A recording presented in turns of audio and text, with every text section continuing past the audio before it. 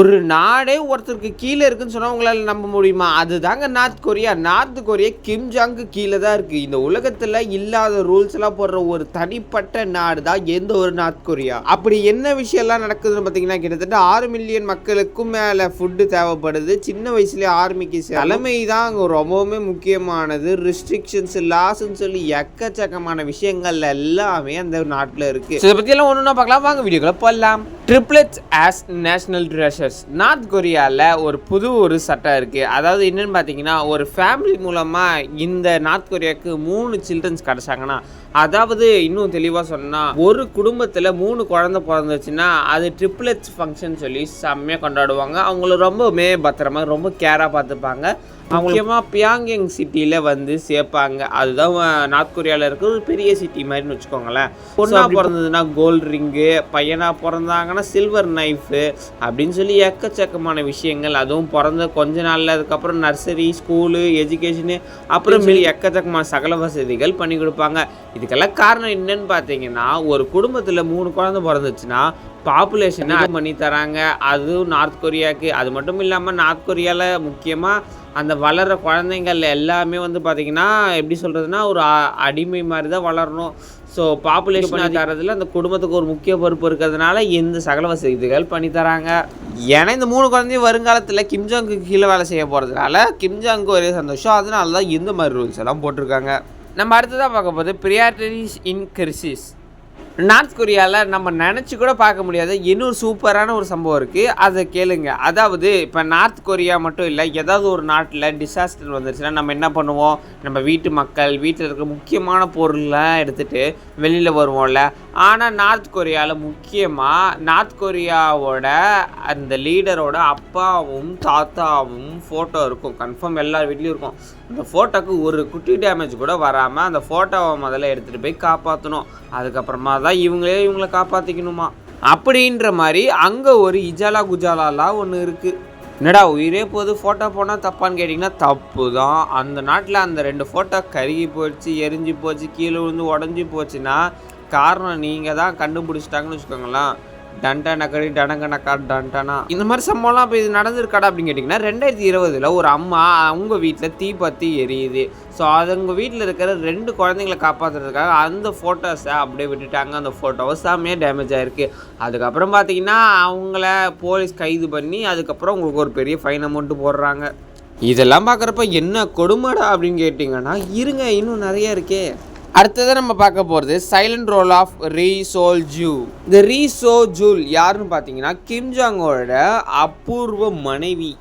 So இவங்க இதுக்கு முன்னாடி வந்து பார்த்திங்கன்னா இந்த பொலிட்டிக்கலில், அதாவது இந்த கொஞ்சம் கட்சியிலலாம் வந்து பார்த்திங்கன்னா ரொம்ப இந்த கூவுவாங்க பார்த்திங்களா, அந்த மாதிரி கூவிட்டு இருக்காங்க. ஸோ தலைவருக்கும் அதுக்கப்புறம் ரொம்ப பிடிச்சி போய் ஒரு காதலில் போய் அதுக்கப்புறமா கல்யாணம் பண்ணிக்கிட்டாங்க. ஸோ இவங்களை கல்யாணம் பண்ணிட்ட பேருக்கு கிம்ஜாங் போகிற எல்லா ஃபங்க்ஷன்லேயும் மோஸ்ட்லி இவங்களும் வருவாங்க. ஆனால் எல்லா நேரத்துலையும் இவங்க ரொம்பவுமே அமைதியாக ஜென்ரலாக ஏதோ நான் வேறு வீட்டு ஃபங்க்ஷனுக்கு வந்த மாதிரி நடந்துப்பாங்க. ஸோ அதுக்கப்புறம் தான் ஒரு விஷயம் தெரியுது, இது கிம் டைனாஸ்டியோட ஒரு பெரிய ஒரு ஐடியா அப்படின்னு. இப்போ நான் சொல்கிறது கொஞ்சம் அப்படின்னு நினச்சி பாருங்களேன். அதாவது ரொம்ப பேசிகிட்டு இருக்கவங்களே கிம்ஜாங்க்கு ஒய்ஃபாக மாறிட்டாங்க. அது மட்டும் இல்லாமல் கிம்ஜாங் போகிற இடத்துலலாம் இவங்களும் வராங்க. ஸோ இவங்க எதுவுமே பேச மாட்டுறாங்க. ஸோ தன்னோட ஒய்ஃபே, அதாவது அவ்வளோ பெரிய பொலிட்டிக்கல் லீடர் வாய்ஸ் கொடுக்குறவங்களே அங்கே போய் அமைதியாக இருக்காங்கன்னா, இந்த மற்ற நாட்டு மக்கள், அதாவது அந்த உங்கள் நாட்டு மக்கள் எப்படி இருக்கணுன்றதை இது மூலமாக தெரிஞ்சுப்பீங்க. இதனாலே பார்த்தீங்கன்னா நார்த் கொரியாவில் ஆர்ப்பாட்டம், ஆக்ரோஷம்னு சொல்லி அடிக்கடி தேவையில்லாத அந்த என்ன சொல்லுவாங்க போராட்டங்கள்லாம் நடக்காமல் இருக்கும். ஸோ அங்கே பேசுகிறது கேட்கணுன்னா கிம்ஜாங்கோட குரல் மட்டும் தான் கேட்கணும். அதையும் தாண்டி மக்களோட சத்தம் கேட்கணுன்னா அது வெறும் கைத்தட்டல் சத்தம் மட்டுமா தான் இருக்கணும். அடுத்தது நம்ம பார்க்க போகிறது ஸ்ட்ரீட் அப்பியரன்ஸ் ரூல். இப்போல்லாம் நம்ம வடநாடு மற்றும் நம் தமிழ்நாட்டில் நடக்கும் சில சம்பவங்கள் மாதிரியெல்லாம் நார்த் கொரியாவில் நடக்காது. அதாவது டைட் ஃபீட் போடுறது, இந்த டாப்பு க்ரூஸ் போடுறது, பொண்ணுங்க வேறு மாதிரி ட்ரெஸ் போடுறது, இடுப்பு தேடுற மாதிரி ட்ரெஸ்ஸு போடுறது, அந்த மாதிரியெல்லாம் நார்த் கொரியாவில் நீங்கள் ஏன்னா நார்த் கொரியா காலங்காலமும் ட்ரெடிஷனை ஃபாலோ பண்ணிட்டு வராங்க. மாடர்ன் ட்ரெஸ்னால் இந்த கல்ச்சர், ட்ரெடிஷ்னல் ட்ரெஸ்னால் இந்த கல்ச்சர் அப்படின்னு சொல்லி ஒரு சூப்பரான ஒரு ரூலை ஃபாலோ பண்ணிட்டு வராங்க.